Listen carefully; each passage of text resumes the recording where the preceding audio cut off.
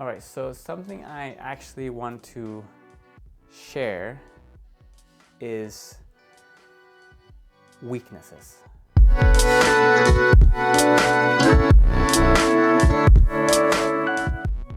We often talk about strengths and weaknesses. You know, what are you really good at and what are you not very good at?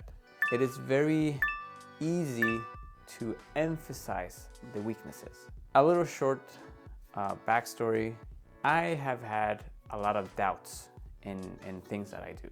2014 to 2015, that was the year I did the hip hop one style year at Åsa Folkhögskola, so aka the school in the woods. I was with a group of people that were all amazing. Very quickly, I just spotted things that everybody was so good at. And I very quickly felt that I wasn't good at anything. Instead of seeing what I had as a strength, I just saw that other people were equally, if not better, at that specific trait. And then I didn't have a strength anymore. Instead, I just saw another weakness. I don't know how many conversations I had where it was just negative, speaking poorly about myself and that I didn't believe in myself. From what I can remember, this year is probably the darkest space I've been in terms of negativity. Why I'm saying this is just that it's so easy to fall into like what you're not good at.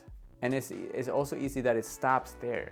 It's like, okay, what are your strengths? And then you might have to think super hard to like just find something positive about yourself. And then the moment somebody asks about your weaknesses, you can make that list so long. And it's all the things that you don't have. I don't have this, I don't have that, I don't have this. But then, and which is the reason why I wanted to make this video, is that one of my mentors that I've had, her name is Nikki Tsapos. When it came to the topic of weaknesses, I don't remember exactly how this all went about, but basically the word weakness was not cutting it anymore. It was not being helpful. I don't know if it was like Nikki herself or somebody in the class, but it was in her class that we, instead of using the word weakness, we decided to use future strengths. And immediately this word just changes the perception. We're looking at the same thing. What is it that we don't have? By using the word future strengths, you're now adding future possibilities. Okay, what are you good at currently? Maybe you list this and this. Okay, what is it that you're wanting to become better at? What is it that you can see or would like to see yourself improving or have in the future? Hence, future strengths. So now you have something now and something that you will have, that you can have in the future, instead of what is it that I'm missing?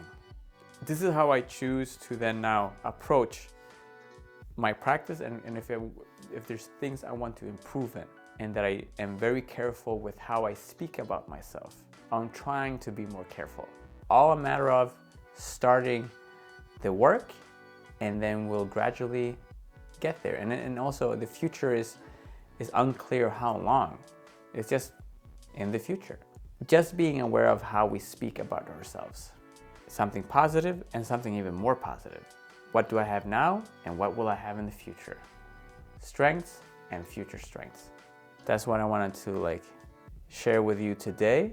Within the art of practice, it's not only about the physicality, it's not only about the training becoming better in that sense, but it's also about the state of mind, the mentality. How do we talk about ourselves? Because I know from experience that it's very, very easy to talk poorly about yourself.